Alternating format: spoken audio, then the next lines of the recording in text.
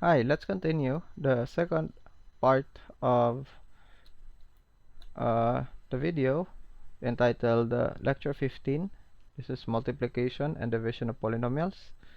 So we're done with, in our past video, uh, we've already learned the laws of exponents. And again, let's remember this one because we're going to apply this one as we multiply polynomials. Now, let's review. So, before we multiply, review first the distributive property. Okay, so for this we have, this is the distributive property. If A is multiplied to the quantity of B plus C, this is always equal to A times B. So just A times B plus A times C. So nag-distribute ra gid ka, no? Gihatag nimo si A sa matag terms inside, no, by multiplying. Okay, so that's why distributive. A times B, A times C. So again, that's plus. So that is the distributive property. And again, remember the laws of exponents. Okay. So, na siya. Okay, example, we have this one. Multiply na to, 3x squared times the quantity of 5x squared minus 6x squared cube minus 6x squared plus 10x minus 7. So, here we will apply the distributive. Okay, so as you can see, ang A na to, mo ni siya. Actually, ang distributive property can also be extended when there are 3 terms inside, no? So, pwede ra gid kayo nga daghang terms. Let's say, tulo na sa sulod. So, still, the distributive property works. So, pwede ra na siya, no? So, inanag pa itong buhaton dere. So, kung upat ka terms inside, okay ra na, no? Kung plus or minus, wala problema. So, in this case, na yung mga minus plus. So, basically, we're going to just distribute this term to every terms inside the other. Okay, so, i-multiply lang na siya, ana. Okay, so, next. So, remember the laws of exponent, okay? So, we have this one. So, first, 3x squared multiplied to 5x cubed. Okay. So, ano lang na to siya? 3. I think nipiso lang sa iyo na to itong agi. So, we have this one. 3x squared times 5x cubed minus 3x squared times 6x squared plus 3x squared 10x minus 3x squared. Just simply multiply this one using the rules we have learned. So, pag ingani siya, nag-multiply ka, of course, i-multiply ninyo mga numbers, no? Then, kinidayon po ng mga x's i-multiply. Okay, so 3 times 5, we have 15, then x squared times x cubed. Diba, i-add lang nimo ang exponent, so that's x raised to 5. Minus, again, the same gyapon, 3 times 6. Multiply lang nimo, so kaya nag-multiply man ka. Okay. So we have 3 times 6, 18, then x raised to 4. Plus 3 times 10 sa next term is 30, then x raised to, again, basta wala exponent, automatic 1 na. So, x squared times x raised to 1, so x squared times x raised to 1, so x raised to 3. X raised to 3. Minus 3 times 7. So, of course, 3 times 7, 21. Then, wala may kuhaan. Copy na lang ang x squared. So, di naman ito siya ma-simplify, no? Kaya di man pareha ang mga terms. Di man sila like terms. Or mga unlike terms na sila. So, meaning, ang answer kay kini. Okay? So, this is the answer. This is the product of this and this. Okay. Next example is this one. So, kung tanawin mo, similar lagi sa example number 1. So, just simply multiply this one, okay, to each and every terms inside. Okay, so, ang answer na kay same lang. So, pwede ito diretso, no? Di na ito mo agi ginani, kay taas na. So, ang buhatan na lang nato kay ato na lang gid siyang i-multiply like kani diretso na to multiply ana. So ang answer ana ron kay 5 times 3, of course 15. Then y cube times y raised to 4, so y raised to, so i-add lang exponent, y raised to 7. Sunod plus 5 times 7, 35. Then y raised to 3, y raised to 2, then y raised to 3 times y raised to 2, so that is y raised to, i-add lang, so 5 minus this one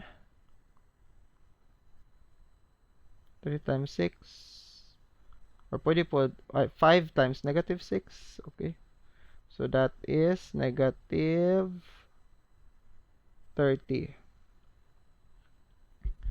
Negative 30 y raised to 4. Correct? Kaya add man mo, no? 1 man na siya. So this one next.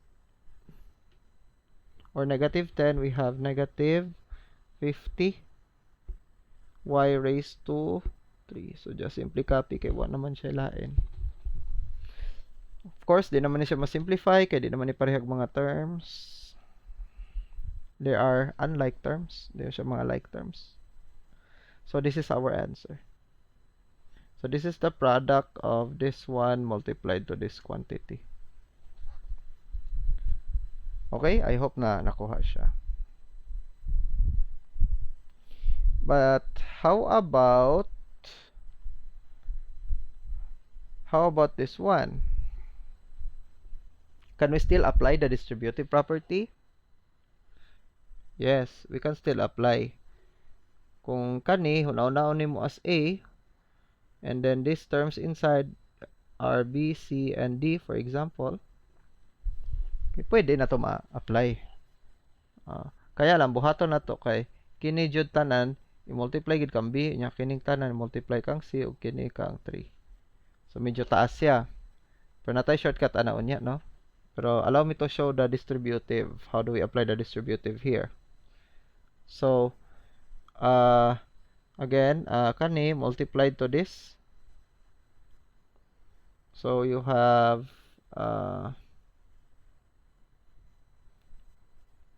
x plus 4 times 2x raised to 2 plus, so kani nga plus kay mo man ni siya. Kani multiplied to x, so x plus 4, then x, then this one multiplied to this one is, that's negative x plus 4 raised to times 3. So just simplify. We have, again, if you look at this expression, pwede na to maka-distributive na sad, pabali lang. Kini multiply na to diha og diha. Pwede ato buhat na, no? Pwede man na siya basta ina ng distributive, di ba? You can do this one. Okay. Or you can do the reverse. Let's say B plus C. Nya, dari ang A. Pwede ra na. B A times C A. Pwede ra na, no? Pabali. So, ina na tong buhaton dari. So, ang answer multiply, that's 2x raised to 3. Kaya mag-add mo ka exponent plus 8x squared. So, dari padayon lang, x times x squared plus 4x. Okay. Then, kini careful taan no, kaya may minus, kana actually nag-distribute ra ka diya sa sulod. So, meaning, minus 3x, nganong 3x man siya, kay 1 man na. Okay. So, 1. So, 3 times 1 is 3. Then, copy the x. And then, plus 12. Okay.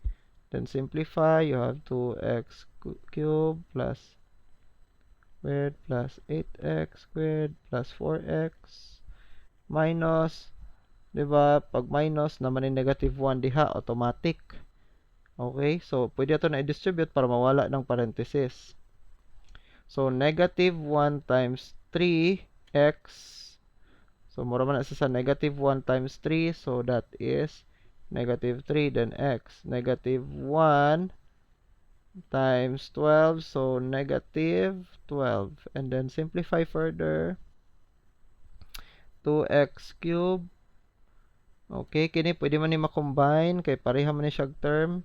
There are like terms, no? Kay pareha sila kuan literal coefficients. So, remember, kini siya kay 1. So, 8 plus 1. So, that is 9x squared plus 4x minus 3x. So, 4, positive 4 minus 3 or 4 minus 3, that's 1x or x minus 12. So, this is our answer. Di naman ma-simplify. Okay? So, medyo taas good siya kung i-applyan na to siya ka ng yeah. Distributive. Pero natay shortcut ano, yeah. Pwede ta mag-foil ni ana. Okay. Sa foil, dali lang siya gamiton. Kasi foil, anaon lang nato, no? So, ang kada term, kung tayo kaning x, i-multiply na to ang x sa matag term dere o ang 4 sa matag term po diha. So, anang buhato na to para dili na to sigiging ani. Okay, so let's try. So, let's see if makuha na tong answer gyapon. So, we'll try another method.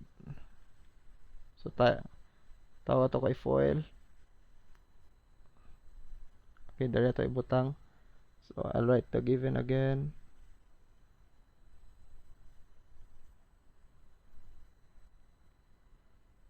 Okay, so, mo to tong buhaton, no? Si x, i-multiply sa matag terms, pati si 4 pod.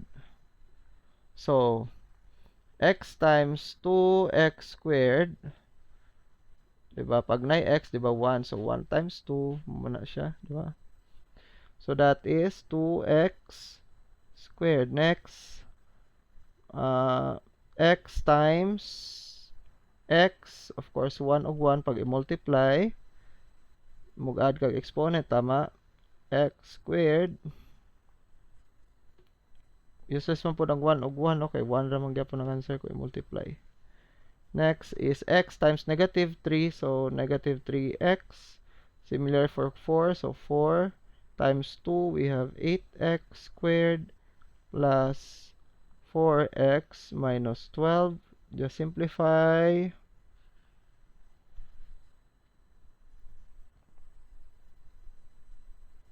Okay, namali day ko. Dapat day dere.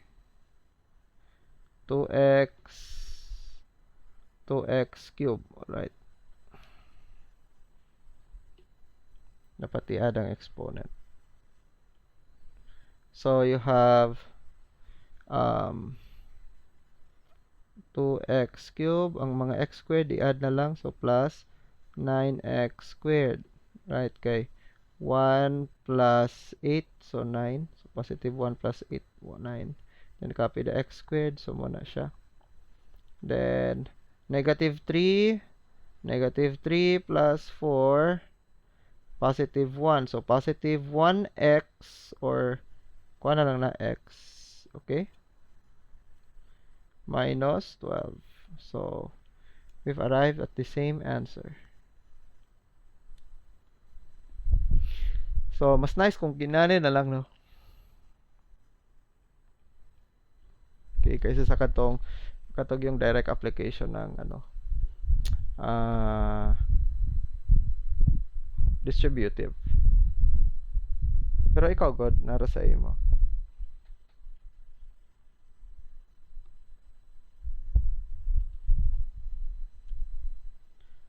So I'll just continue the next example, and then that's example number 4, and then we'll proceed to division of polynomials. So that would be all for this, the second part of the video. Thank you very much and have a nice day.